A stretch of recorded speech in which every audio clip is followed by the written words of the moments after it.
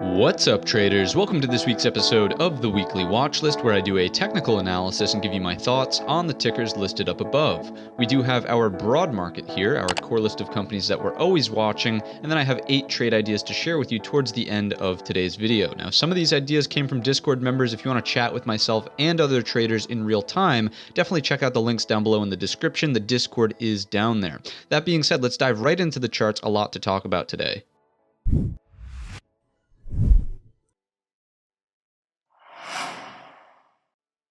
Jumping right into our SPY weekly charts, talking about candle structure and location as we always do. For structure, certainly a bearish candlestick, right? Large red body, almost non-existent upper and lower wicks. They are there, but very close to non-existent, right?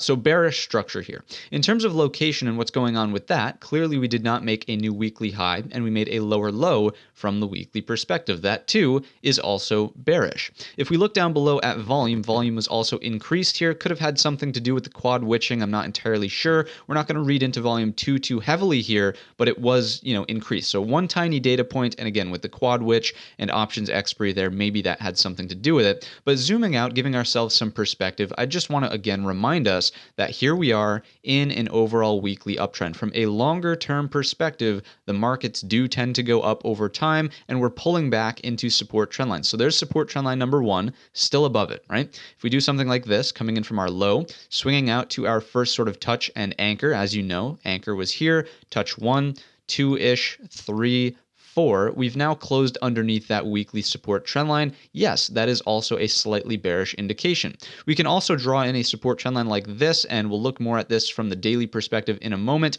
We're kind of right at this support trend line, right? So from an overall perspective, 2 of the 3 support trend lines are holding or have not been tested yet, and only 1 is being broken, and it's the steepest of all of them, right? So at the end of the day, still in an overwhelming uptrend here from the weekly. I just wanted to point that out. That's not to say we can't roll over some more, but we are coming into risk-friendly entries for longs. Let's go ahead and drill down to the daily time frame, pop our levels on, and discuss what we can sort of glean from this more, smaller time frame rather. So the first thing I want to at least address is that a lot of you have pointed out, yes, we did get a candle close underneath our SPY 50 SMA, but that is largely due to the dividend, right? If we go on over to something like the SPX, which does not pay that out, you can clearly see we're sitting right at it, right? Technically, yes, there was a close underneath, but we're so close to it that I would not call this a clear violation just yet. That's the first thing in terms of the SPY versus SPX, just noting the small discrepancy there. Also noting that we're at the support trend line, right? So it's really about the support trend line, this horizontal previous area of breakout from right in here, 441,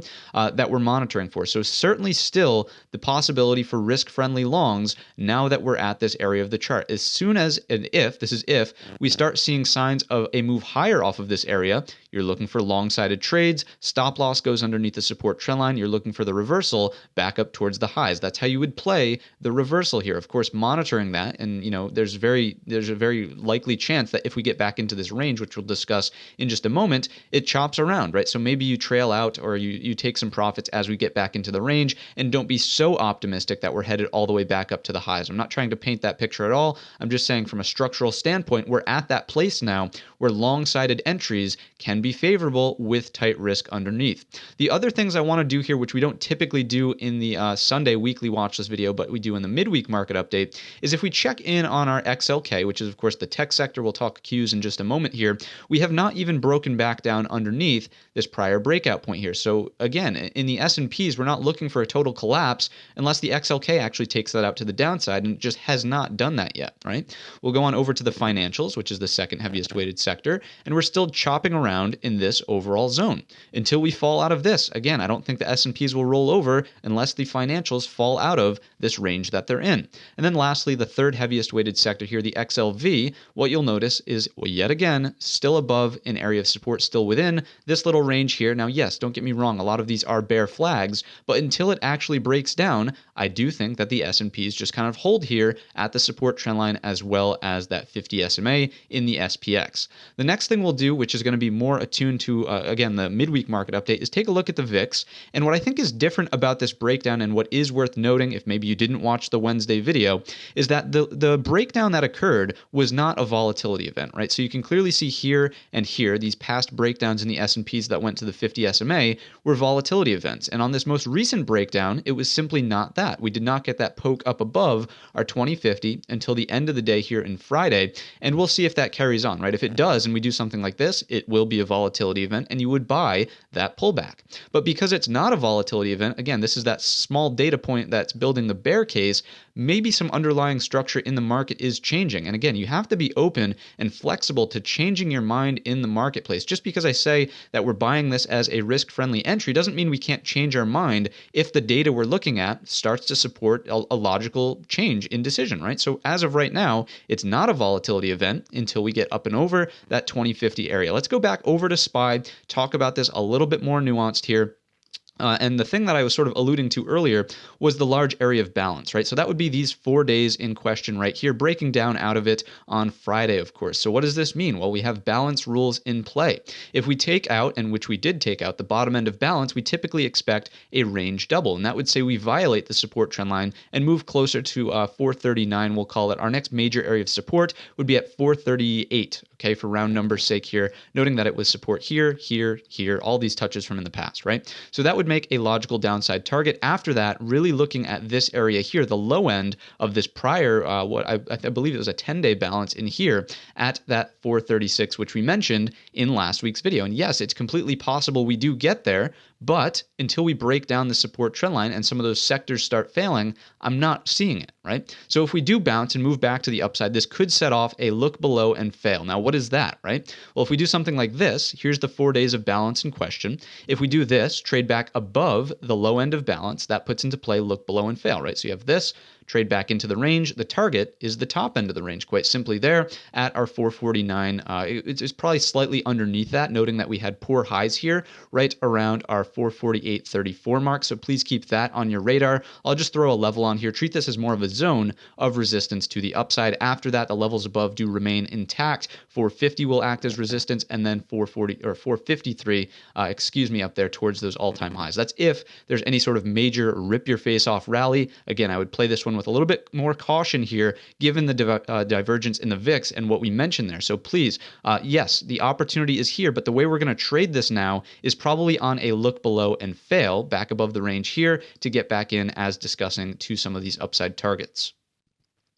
So jumping on over to the Qs, what you can see is that we're still kind of in that balance area. And again, very similar to that XLK, which we briefly looked at, but about 5 days of balance here, slightly breaking down, first candle close outside of it on that Friday session. So again, if we get the full breakdown here, you're looking for a doubling of that range. It brings us right into about 370, 50 SMA. I would just argue that the main thing to watch would be this prior breakout point from in here around that 369, right? If the Qs do move lower, that's the first area of support where we might see a reversal. So be on the lookout here for hammer candles, indecision dojis that print, basically anything that makes you question, is this pullback ending? Can we flip long over the highs and get back into some of those upside targets with a stop loss just underneath, right? That's how you would play that. The same thing holds true here as in the S&Ps, where if we trade back up into this, right? So if we get more of a look below and fail, the target is just the top end of the range at 379. That would be the best upside case here. And then after that, you're looking for all-time highs. This is a poor area in here. You would expect it to break on the next test up around that 382.34, and from there it's blue sky levels, right? $1.50 intraday levels that do form. What else are we seeing here to the downside, right? If we break down underneath this, if there's a total market collapse, which a lot of people, feel that way, but I'm just not seeing it structurally yet. If we totally collapse underneath that, then yes, there's some more room to fall, probably back down towards the bottom of this area of balance from in here at 362.67. So looking at this objectively, a lot of these charts, especially the SPY and Qs as just discussed, will come down to, is it a true breakdown out of balance, or is it a look below and fail back in, target the top end of the range? And last but not least, the not so beast here, we have IWM Russell 2000 and the small caps. And I think this is yet again an interesting point here. Everyone's calling for a massive correction to the downside, but if we look at the overall range which the IWM is trading within, we're still smack in the middle. right? And as we know, it's not aggressive risk off until we take out the bottom of the range, and it's not aggressive risk on until we take out the top of the range. And I still do believe that that supports the theory that we're buying conservative pullbacks in the S&Ps, in the Qs, instead of taking breakouts, right? So again, this is kind of building the case, in my opinion, for that pullback bounce. We'll see what happens here, but ultimately just signaling neutral, right? Nothing really going on here in the Qs, just sitting in its overall area of balance, right? 5 days essentially could not get out of its own way and have essentially closed smack in the middle, right? So not really seeing the reason here to be overly bearish inside of the small caps, which generally tend to act as an indicator to overall market sentiment in terms of risk, right? Risk on, risk off, and just not seeing it still in the IWM so middling inside of this range. If you've made it to this point in the video, I'm sure you're enjoying the analysis. Hit the thumbs up button and subscribe to the channel so you know every single time a new video comes out. Jumping right into Apple, the first thing I want to point out is that yes, this is breaking down and closing underneath a support trend line, and it's also about 6% of the S&Ps. So this is going to be in the driver's seat, if you will, for the broad market. Please keep an eye on Apple. If we do continue lower here, breaking down out of this sort of bear flag that we had in place, then you're looking for a move to the low end of this overall daily bull flag, just shy of 142, right? So actually underneath, we'll call it 141 for round numbers sake. And for me, I'm probably standing aside as this move happens, just noting the strength of Apple's relative strength to the market, right? I mean, just monster move here. Big bull flag consolidation, failed breakout.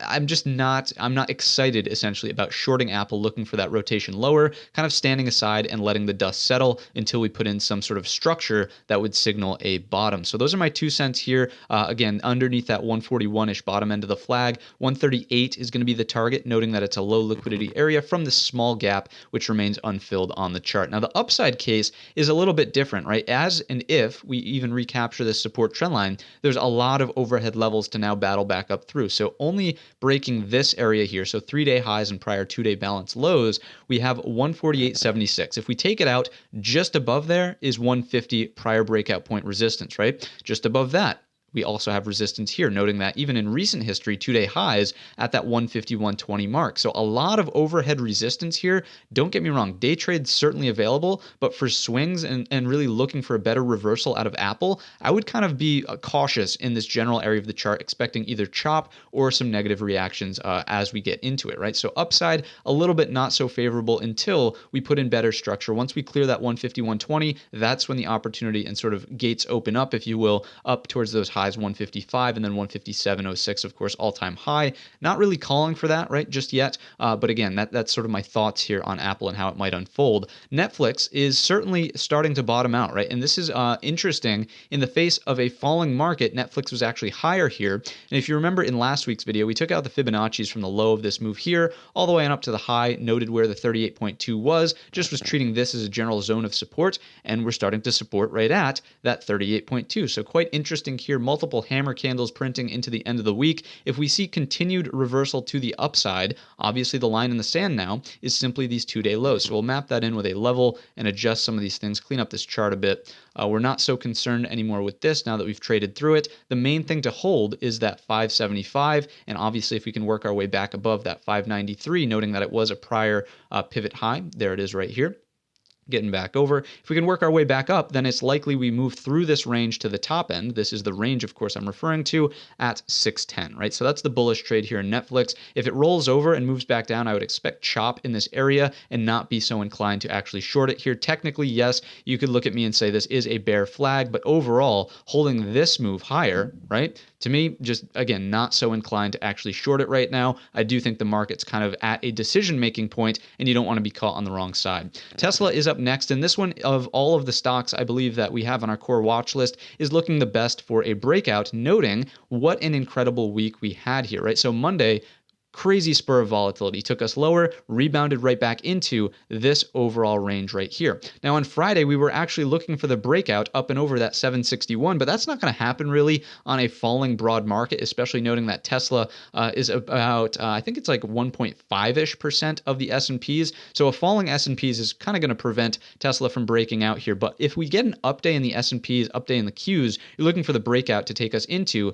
about 780, anything above that. Let's scrunch up the chart, see what we've got. got no real charted areas up above. So I would argue the next main one to pay attention to would just be this here, right around 800, nice psychological number. That's on a big upside break here in Tesla, if it even happens in the first place, up and over that 761 on a rollover. Look for more chop and consolidation inside of this overall range. I don't really think there's too much sense in picking out levels. You can see that there's day trades to be had in here, but from a swing perspective, that's the overall structure that we're watching. Line in the sand is 740. To the downside, remember that if we can make a new higher high, then a pullback would be viable once again into the support trend line, but you really don't want to see that happen after what we saw on Monday, right? That was the opportunity for the market to take it lower. It's rebounded. You don't want to see it happen again. If it does happen again, I would say it's likely, again, if we don't make that higher high first, let me make that abundantly clear. If we don't make that higher high and roll over, that's where you don't want to get involved at the support trend line, at the moving averages. Again, you want to wait for the dust to settle and let some more structure be put in.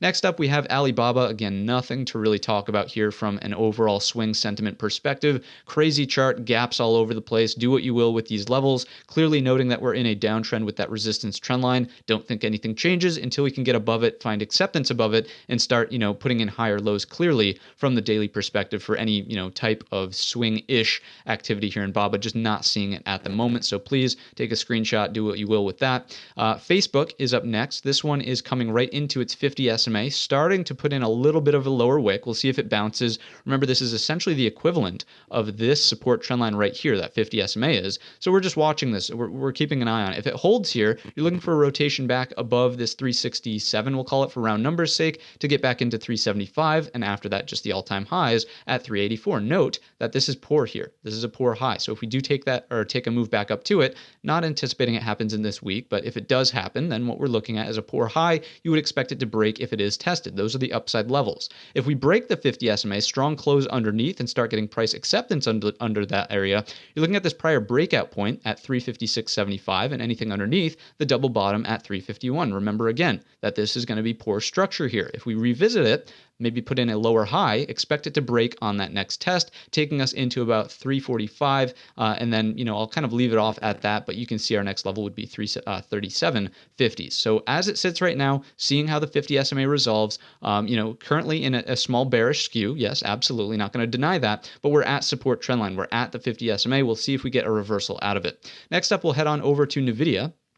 NVIDIA is actually still holding up in its flag technically, but sort of testing the bottom end of the range. This one's slightly concerning. If we do get a candle close underneath sort of Friday's low, then it's just, probably back down to the breakout point from in here, right around that 208.75. So plenty of downside range to be had here. That would be a great bearish trade. I would imagine it happens quite quickly, just noting that we had, very little structure in just one candle that essentially took us from here to about 10 points higher into that 290 or 220-ish area.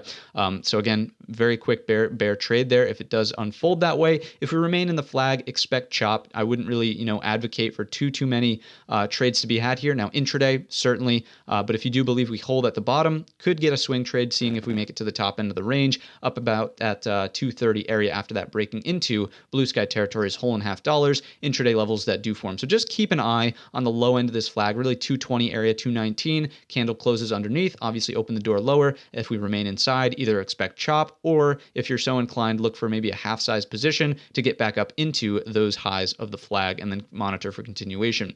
Microsoft is up next, and this one is backing off of its all-time highs after, a pretty decent test actually into the midweek here. And again, just almost like that cautionary sort of perspective in NVIDIA, we're just chopping around in this area. So day trades, certainly, but from a swing trade perspective, just not seeing it yet. No reason to go long at the 50% mark. Your edge, as we know, is either here for the break higher or here for the reversion of mean. Same thing exists here, right? Reversion to the mean or a breakdown. And as of right now, in the middle, just not seeing the opportunity. So let this one unfold. Your over and under levels are quite simply the all-time high around 305.50 or underneath 297, we'll call it for round numbers sake. If we break down, what we're looking at is this prior breakout point from in here at 290. Keep in mind the 50 SMA may be a bump in the road before we get there, but again, if this is only really going to break down if the entire broad market is breaking down, and I do think the 50 SMA will be just that, a bump in the road, and really it'll be all about that structure at 290. Anything underneath, gap to fill from 283.70 down to 281.55. But do you really think, I mean, and maybe this will come back to bite me, but I don't really expect that the weekly candle does something like this inside of Microsoft unless the entire broad market does sort of fall apart at that daily 50 SMA.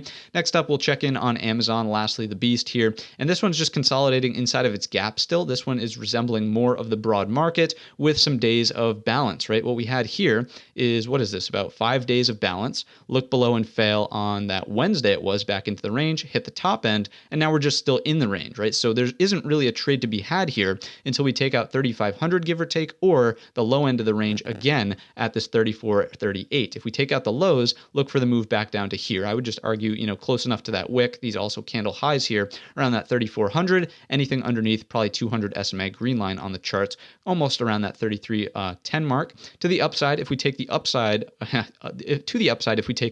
sounds kind of weird, but if we take out 3,500 rather, what you're looking for is just a move back up to these highs around 35.50 and then the gap to close at 35.81. Okay, so those are the levels here, but not really seeing a reason to be overly aggressive or, either up or down yet inside of Amazon as it's inside of that balance area, which we just pointed out.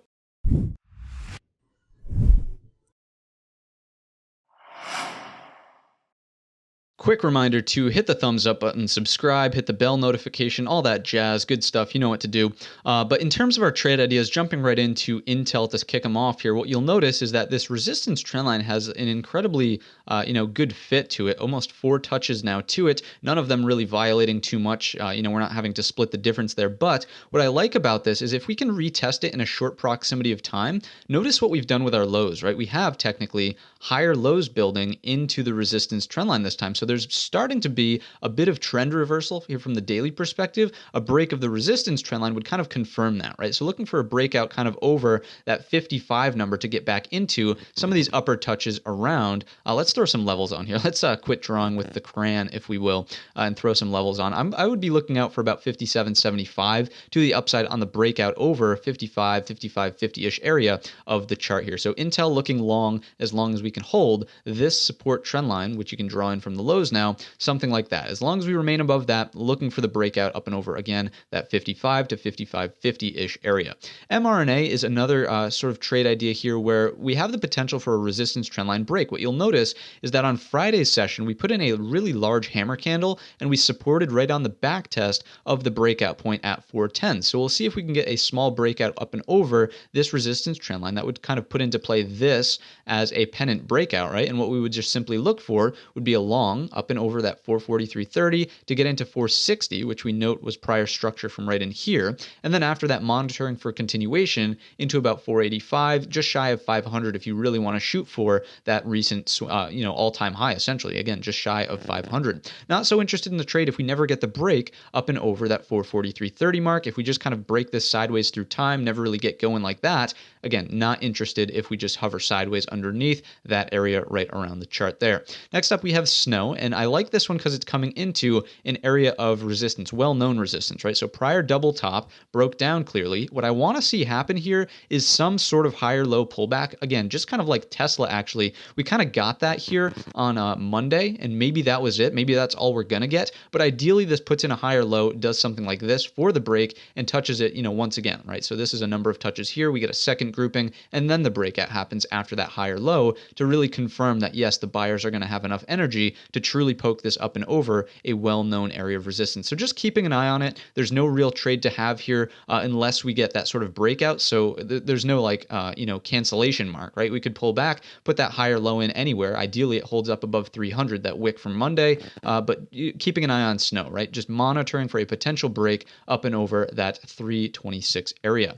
Next up, we'll take a look at BMY, Bristol Myers Squibb. Nasty month almost. But what you'll note is that we have this green box down below representing an area of support. So support, and we're coming into it almost off of a straight line, right? Now, don't get me wrong, Friday's activity already did start to bounce. You can see a green candle there. But if we move lower, maybe this is a longer term idea here where you start picking up some shares in this box looking for the reversal higher. Even if you make it from 60 up to, let's just call it half back of the move right around the 64, that's a really solid trade, right? And clearly that's also structure from here.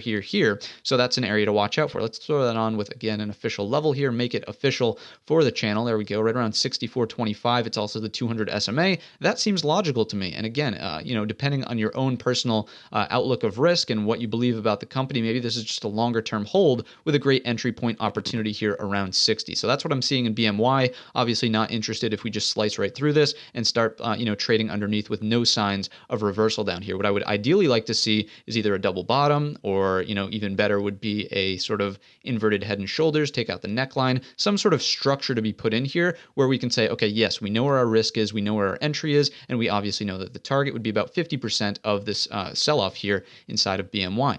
Next up, CCJ, and this one is interesting, just kind of like Netflix coming into that 38.2 reversal, or excuse me, Fibonacci area. We'll see if we can get the reversal. There's no confirmation yet, but just something to keep an eye on. The reason I also like this is because it's just above this prior all-time high, right? So generally, just looking at an area of support here, if we start printing hammer candles, any sort of indecision dojis, basically anything that makes us question, is this pullback ending? Can we flip long over the highs, then get back up into some of this overhead structure? So what do we have? What would I watch out for? Likely just this 2430 mark, noting that we had support, and then high there on Friday. So looking out for a potential reversal here. Doesn't have to happen, but keeping it on my radar. Obviously, a bullish reversal in the broad market would help something like this out. Next up, we have UAL for all of you short fanatics out there. This is actually a short idea. If we zoom in a bit, what you'll notice is we're building a descending triangle / flush point here at 43.23. So we've touched it now once, twice, 3 times. If we, reject for a lower high here, not even making it to the resistance trend line, you're looking for the short flush point underneath 43 to take us into the next major target underneath. Let's go ahead and scrunch the chart up and find that together. I would argue we have a quick target here at 41.49, call it 41.50, and then after that, really it's here at 29.50. So plenty of meat on the bone to the downside. If you want to wait for the more conservative entry, you could certainly wait for something like this, try to get an entry here, tight risk there, looking for the move here first, and then obviously those targets underneath. There's a number of ways to play it, but UAL, certainly a bearish pattern developing here. SBUX is up next, and again, another bearish pattern here, a 3-day flush point, so not quite breaking down with the broad market there on Friday, taking out the balance lows, but if it does, right, if it takes out that 113.13, then what you're looking for is the next area of support underneath at 111.20. Also noting the green line there, 200 SMA will be coinciding for a super support. So quick trade available underneath that. Would not be interested in the short if we never break it in the first place and just kind of consolidate, maybe move higher, maybe move lower in the future. Don't get me wrong. If we do something like that and retest it here, still looking at the short entry, that's still a valid flush point.